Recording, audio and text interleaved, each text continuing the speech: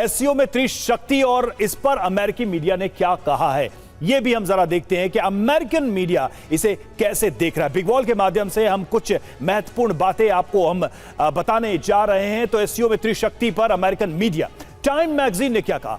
Tariff ने PM Modi को Beijing के नजदीक किया है, यानी कि टैरिफ पॉलिसी को वो टारगेट कर रहे हैं। जी हां, न्यूयॉर्क टाइम्स ने क्या कहा है? भारत चीन का आर्थिक विकल्प था, ट्रंप ने उसे खत्म कर दिया, ये सीधे तौर पर कहा गया है।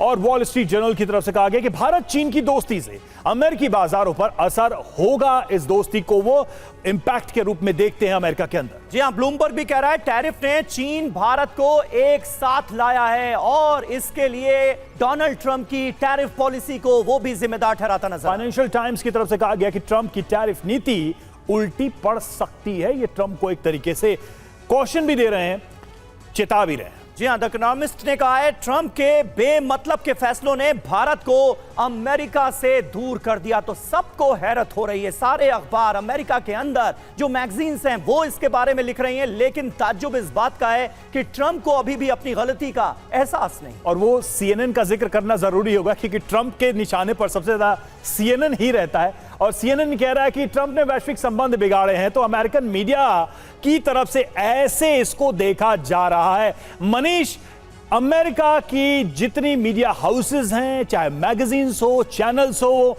वो अंकल टैरिफ को जोर जोर से हिला के जगा रहे हैं कि जग जाओ जग जाओ, जगने को तैयार नहीं है। आखिर कौन सी दवा लेकर सो रहे हैं ट्रंप? देखिए, यही अमेरिका की खूबसूरती है, अमेरिका के तमाम संस्थानों की खूबसूरती है कि अगर उन्हें लगता है कि व्हाइट हाउस में बैठा कोई व्यक्ति इस तरह से तुगलकी फैसला ले रहा है तो उसकी आलोचना हो रही है, क्योंकि उन्हें दिख रहा है कि यह अमेरिका के इंटरेस्ट में नहीं होगा। सोचिए, यही मीडिया को कई बार हम भारतीय भी लगातार निशाने पर लेते हैं, लेकिन वही अमेरिकी मीडिया आज ट्रंप से कह रही है कि आप गलत कर रहे हो, आप अमेरिका और भारत के मजबूत रिश्तों को तोड़ रहे हो, जो सही नहीं है। और ये आवाज़ सिर्फ अमेरिकन मीडिया में ही नहीं आ रही है, अमेरिका के तमाम थिंक टैंक हो, अमेरिका के एक्सपर्ट्स हो, या फिर अमेरिका में ज़्यादातर पॉलिटिकल लीडर हो, सिर्फ और सिर्फ वही कुछ दो चार चंद लोग जो हैं, ट्रंप और ट्रंप के कुछ सलाहकार, जिन्हें लगता है कि ट्रंप के खिलाफ जाने से उनकी नौकरी जा सकती है। मसलन अगर मैं कहूँ अमेरिका के विदेश मंत्री मार्को रूबियो की बात करें तो शायद उनकी राय ट्रंप से एकदम अलग होगी। अभी वो चुप हैं क्योंकि उनको नौकरी बचानी है अपनी। तो मुझे लगता है कि देर सबेर ये चीज़ें संभल सकती है, क्योंकि ट्रंप आज हैं, 4 साल बाद वो नहीं रहेंगे, या फिर हो सकता है कि अगले 2-4 हफ्ते में, क्योंकि ये उनके लिए महज ईगो का मसला है। वरना ये बात तो कही जाती थी कि भारत और अमेरिका दूसरा नेचुरल अलायंस है। इसका कंपेयर, चूंकि मैं चीन में हूं तो मैं केवल एक लाइन जोड़ दूं। आप सोचिए, मुझे कई लोगों ने कहा यहाँ पर, जो कम्युनिस्ट पार्टी के नेता थे और अलग अलग रैंक में, चाहे वो पत्रकार हों या डेलीगेट्स के मेंबर थे, वो कह रहे थे कि अच्छा एक बात बताओ, आप अमेरिका से F-35 क्यों खरीदोगे, हमारा J-20 ले लो। ये तो इनकी समझ है, इनको लग रहा है कि हम चीन से फाइटर जेट ले लेंगे, चीन से हम हथियार खरीदेंगे और फिर उस पर और लड़ेंगे किससे, फिर चीन से ही लड़ेंगे। तो कहने का मतलब यह है कि इस उपापोह के बीच में अमेरिकी तमाम मीडिया संस्थान और एक्सपर्ट्स लगातार ट्रंप को झकझोर रहे हैं कि आप अपनी कुंभकर्णी नींद से जगो और देखो कि सच क्या है। आंखें खोलने की कोशिश तो बहुत की जा रही है, लेकिन ट्रंप क्या नींद से जागेंगे, ये अपने आप में बड़ा सवाल है। मनीष, और ट्रंप के टैरिफ वॉर के बीच चीन के तियानजिन से दुनिया की 3 बड़ी शक्तियों ने अमेरिका को जो सीधा संदेश दिया है, और संदेश तो यही है कि अब उसकी दादागिरी किसी भी हाल में चलेगी नहीं। कैसा संदेश दिया गया, जल्दी से सुनिए।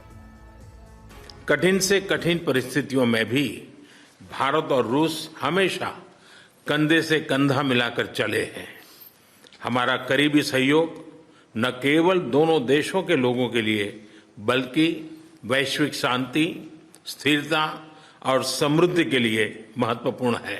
The international situation is both fluid and chaotic. China and India are 2 ancient civilizations in the East. We're the world's 2 most populous countries, and we are also important members of the global South. It is the right choice for both countries to be friends who have good neighborly and amicable ties, partners who enable each other's success, and to have the dragon and the elephant dance together. Можно уверенно констатировать, что многоплановые российско-индийские связи активно развиваются на этих принципах. Налажено многоуровневое взаимодействие. Торгово-экономическая кооперация в целом демонстрирует положительный